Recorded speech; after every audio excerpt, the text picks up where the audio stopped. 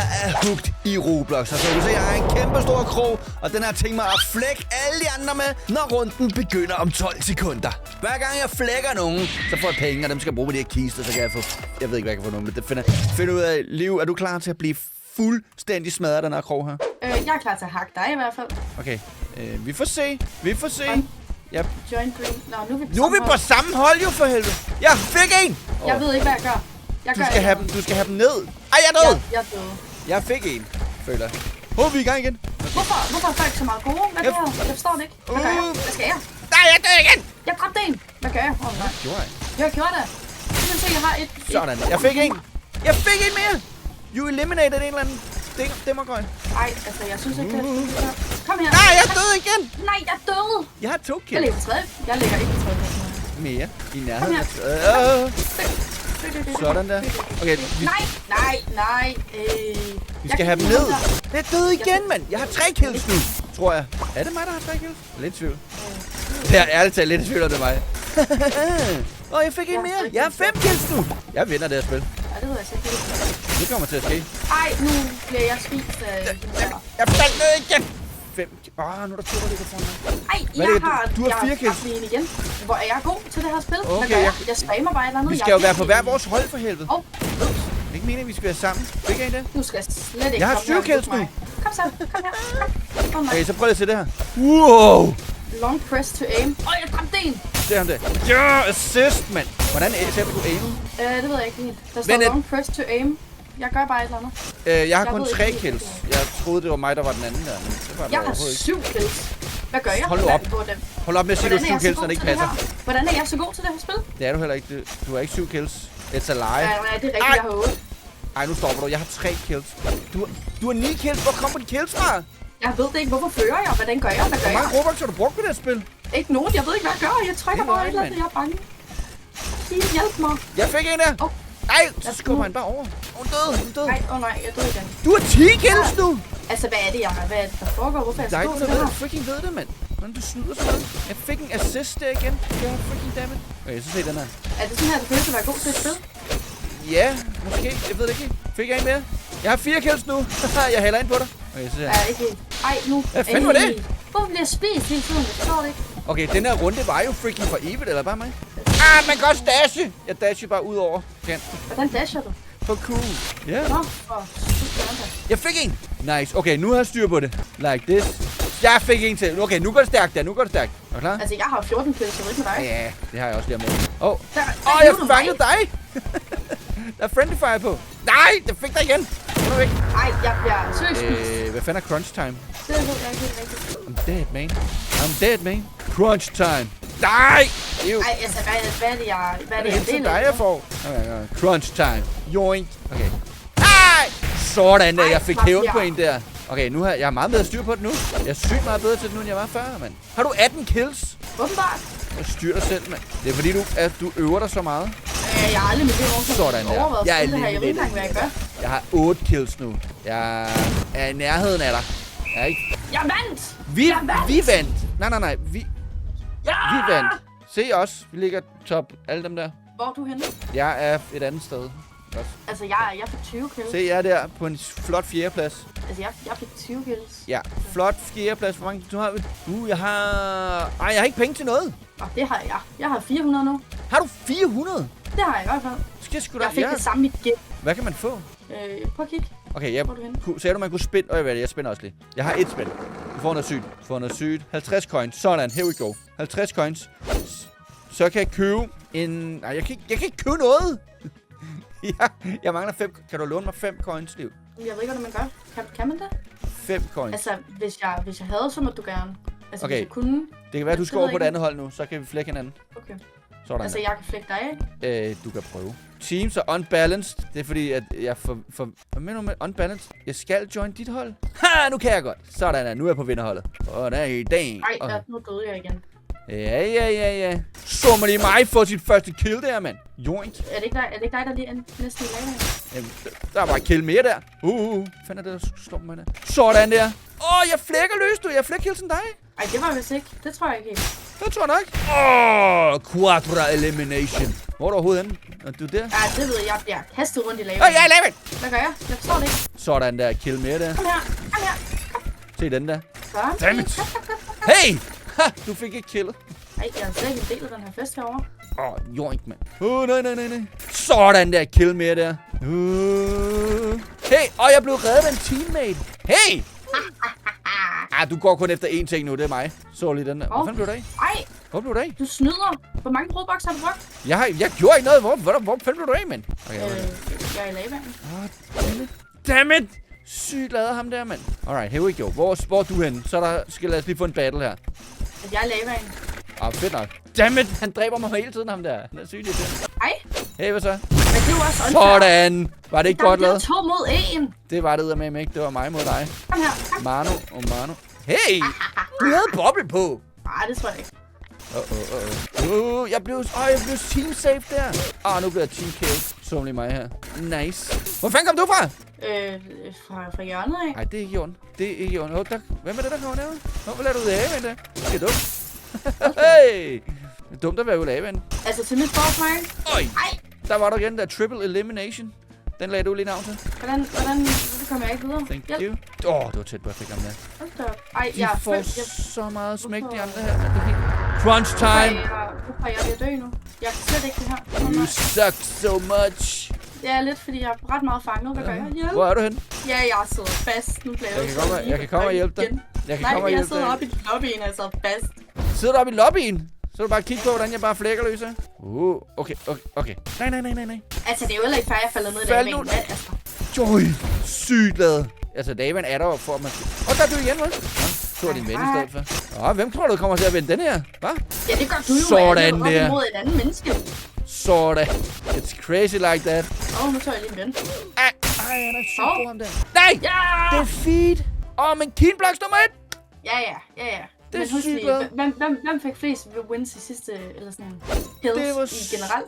Det var mig. Det er jeg vist. Det Ej, var nej, sygt. det er Jeg fint. fik 17. Hvad fik du? 2! Du Ja, fik det var 2! fordi, jeg blev nødt til at leave, jo. Du fik Fordi jeg- 2! Jeg sad fast. Det er ikke fair, det her. Du fik 2! Jeg sad fast. Okay, nu får jeg lige en ny skill her. Den er grøn. Hvad fanden Kan er det?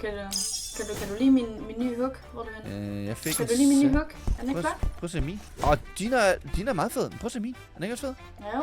Men er den så bedre, den her? Eller er den... hvad holder du på? Jeg tager at holde grøn her. Okay. Like this. Ej! Ikke i orden. Når jeg er lige ved at flække en anden. Nej, det er ikke i orden, den her. Crunch time. Ej, ups. Det Jeg var faldt. min nye site, der gjorde det. Det tæller ikke. So many peoples. Der er for mange her. Det er svært at gøre noget. Here we go. Kan jeg jo også godt sige det dårligt. Kom. Det er ikke. Dammit! Det var du. Vi ligger næk om næk. Det er meget lige lige nu. Og man kan få liven i midten. Tror jeg. Jeg ved det ikke helt. Like this. Nej! Jeg føler, jeg fik det der, og så alligevel ikke. Tag den, siger du, og så dør du. Jeg fik assist. Okay, ind i midten og få liv. Nice. Tag den der! Var det ikke godt lavet? Ja, det var ikke helt. Øj! Var det der ikke godt lavet? Jeg stod allerede ved at flække en anden, og jeg havde næsten ikke noget liv, så føler lidt, den var på dig, den der. Hvad fanden? Sådan der. Altså, hvad skal jeg også gøre, når jeg lige pludselig bliver hævet fuldstændig til...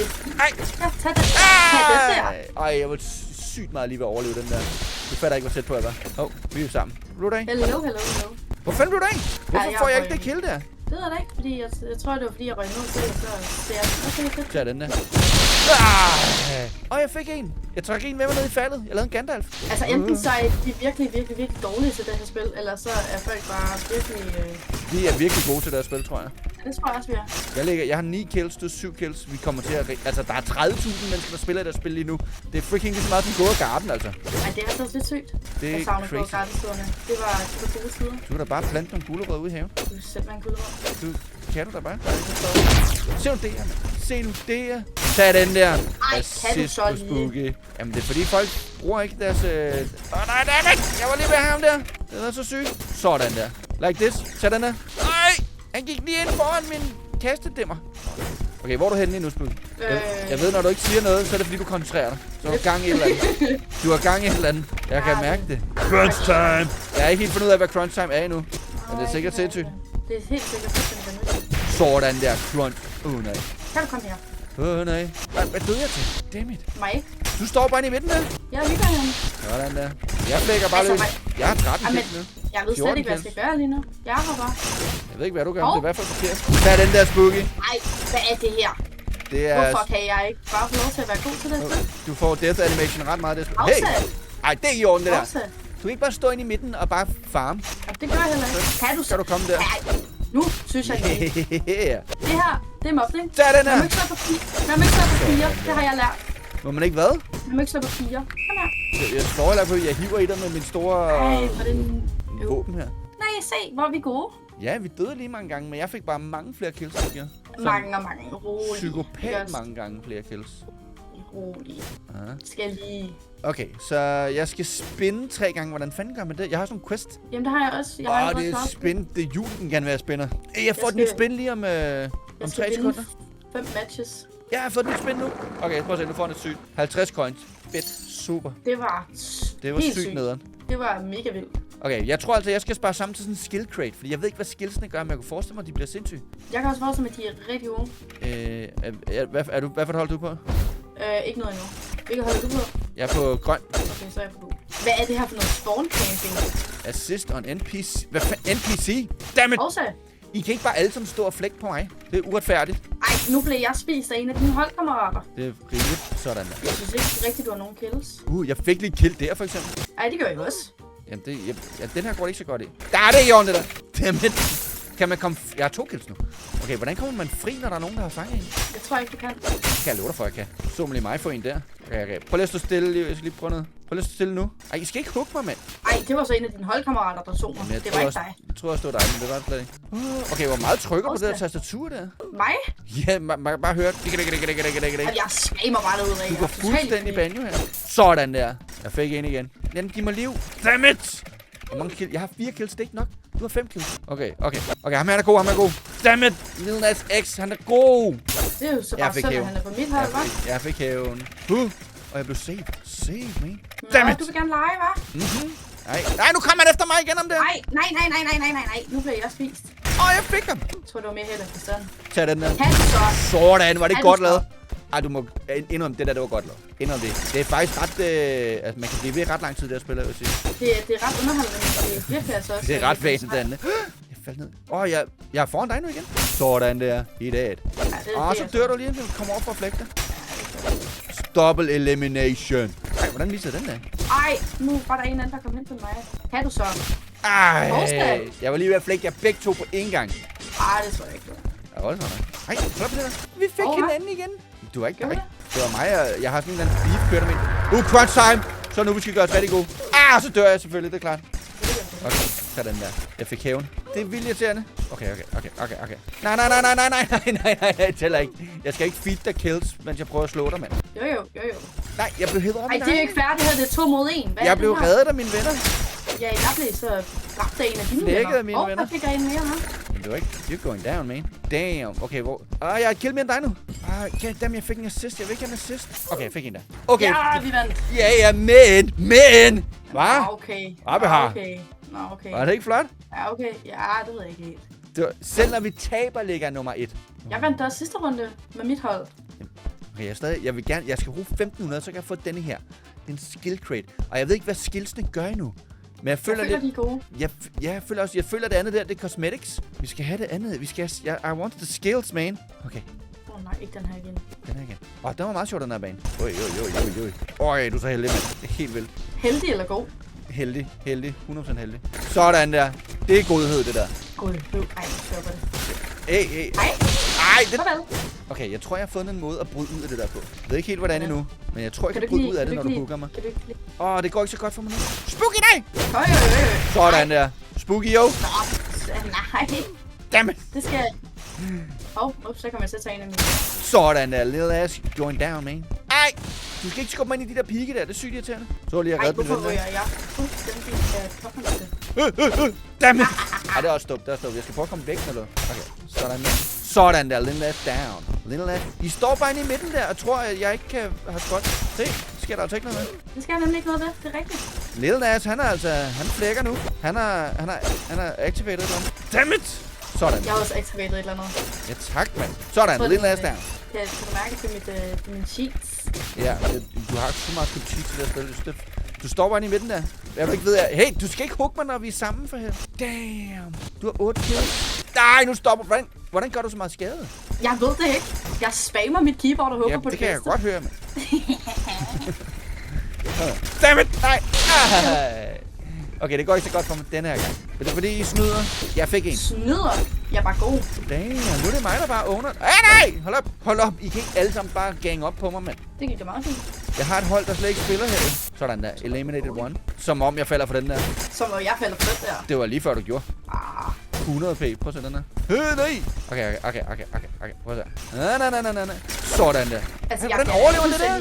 Jamen, jeg bliver da slyngret rundt. Jeg kan altså sikkert ikke finde ud af, hvad jeg gør. Hvordan fik jeg set på det der? Det var freaking easy win, mand. Ej, det er uretfærdigt der. Hook. Nice. Okay, hvor er du hen? Ja, jeg ser dig. Du er den døde derovre. Ja, det var jeg. Crunch time! Okay, crunch time er, når der er 1 minut tilbage. Nej, hvorfor hoppede jeg seriøst lige ned? Som om at... Hvor fanden du af om det? Okay, I står bare camperen i midten der. Så er det klart, vi taber. Jeg skal ikke have assist. Hvad kan jeg bruge de der assist til?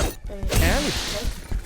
Sådan der. Altså, hvorfor er jeg undskyld mig så virkelig dårlig lige nu? Det er det spørgsmål, vi alle sammen stiller os selv. Okay. Okay, jeg skal ind have noget liv. Alle sammen slap af. Dammit! Det hjalp ikke. Det var noget flot, det du fik der. Tak. Kom lige over til mig, jeg skal vise dig noget sjovt. Nej. Vi sammenfælder. Spooky down. Ej, hold op. Der er overtid nu, fordi du står lige. Victory! Sådan der. Hvor er det tavligt. Den her gang var en holdspiller og lod nogle andre gøre det, fordi jeg følte, hvis jeg gjorde mig for god, så... Ja, det er selvfølgelig rigtigt. Ja, du kender det godt selv. Du kender det godt selv. Jeg var stadig bedre end dig, så... Ja, men jeg var en holdspiller. Okay, vi tager en final showdown. Jeg tror, det står lige nu, ikke også? 2-2 står det. Den, der vinder denne her, har vundet og er for evigt den bedste hook-player. Er du med på den? 100% sikker. Ej, og det er det map, jeg er dårlig til. Det er det map, jeg er bedst til. Okay, hvad tager du? Jeg har taget grøn. Så tager jeg gul. Som om jeg falder for den der. Ja, som om jeg gør det. Kom væk, gå væk. Du skal ikke tage min veninde der. Nej, ser du det? Sådan! Du skal da slet ikke tage First mig. blood. Jo, det er det der, man kalder en godt spil. Sådan. Jeg kalder det snyd. Det var det ikke. Det var godt spil. Nu er der mange. Ej! Hvordan fanden? Jeg undgik den da. Så blev jeg bare totalt hooked. Altså, nej. Sådan, jeg fik hæven der. Er vi på samme hold? Nej, det er ham. Det er min holdkammerat. Ja, fordi vi er med ikke på samme hold. Det kan jeg godt love dig for. Ej, hvorfor det? Jeg spiser nu. Hvad? Nu døde du. Jeg skulle lige til at flække dig. Okay. Så den der! Vi var sammen. Sorry, den tager på min kappe. Beklager. Den blev hooked af den der. Det gider jeg. Det han skulle da bare bede om at have et stykke af dig. Hej. Der troede lige, du havde mig der. Du troede også lige, du havde mig, hva'? Ja, det er også. Altså, hvordan er det ude på den anden side af mappen? Jeg ved det ikke, men jeg fik begge kills. Så jeg tager den. Ej, der døde jeg til gengæld selv. Tag den der. Joink, mand. Sådan. Godt lavet, Sofie. Jeg tror nok. Tag den der. Nej. Jeg var så tæt på at få dig, du ved slet ikke. Som om. Det er også unfair. Du er mere lige, jeg har. Du gik lige ind i min demmergøj, mand. Demmergøj? Ja, det var da sygt godt lavet af mig. Ej, det var Se, det der, det var til gengæld sygt godt lavet af min teammate, hva'? Triple elimination fik jeg lige der. Så ja, godt lavet af din teammate. Hovsa. Ja, nu døde vi begge to. Ja, men jeg dræbte dig først. Jeg er ikke sikker på at tælle. Jeg var så tæt på at komme ud, mand. Jeg har reddet min ven der. Det er. Ej, igen, hvorfor hopper jeg ud i lavaet igen? Double elimination. Prøv så mange kills jeg har. Jeg fik triple elimination. Det er bare totalt flækket det der, mand. Nej, det tæller ikke, det der, Spooky. Ej, det gør det da bare i hvert fald. Det gjorde det så ikke. Ej, dammit. Loving Birdie er sygt nederen. Irriterende. Sådan der, Spooky down. Ej, det er ikke så Spooky 100% down. På returnen får han den lige. Hvad siger du så? Hvad siger du? Du skulle sgu da være død, den der. Hvad fanden sker der? Kom nu, nu dræbe nogen for held. Er han død? Sådan der. Altså, hvordan har du så mange kills til pludselig? Hvad er det for noget snøderi, jeg oplever? Jeg er sygt god til at spille. Prøv at se det der. Jeg tror, det er mere held end forstand, det her. Ja, ikke det er selv i hvert fald, fordi det er totalt flækket til det der. Prøv at se det der. Altså, kan du da eventuelt lige lade mig være? Nej, det er ikke flot. Nej. Jeg har så meget liv, de andre ved slet ikke, hvad de skal gøre ved mig. Jorden ikke, mand. Du har lige været død til den. Nej. Hvordan smider du mig ud på den anden side? Det var sygt, godt lavet. Jeg har 21 kills. 21 kills. Jeg havde heller ikke nogen på mit hold. 22 kills, mand. Jeg havde heller ikke nogen på mit hold. Flot andenplads med 9 kills. Jeg havde heller ikke nogen på mit hold. Okay, men ved du hvad, jeg har penge nok til nu? en sej kiste? Jeg har penge nok til en skilled kiste. Tror du... Ej, jeg synes lige, vi skal tage en mere. Jeg vil gerne lige have lov til at 1% vinde. chance for en epic. Jeg vil gerne lige have lov til at vinde nu. Jeg fik Jeg golden synes, vi skal være på stance. samme hold. Hvad er det? Jeg ved... Så det ikke fedt ud? Jeg glemte at kigge. Ej, du kan ikke... Okay, så prøv lige at kigge på min karakter igen nu her. Jamen, jeg kigger. Okay, jamen den er på cooldown nu for helvede. Det er ligesom du havde dash før, ikke også? Nu har jeg golden stance. Nå. Jeg vandt stort. Tak fordi så med alle sammen. Vi ses. Du får revanche i en anden video. Ja, tak for det. Det lover jeg. Ja, det synes jeg også er en god idé.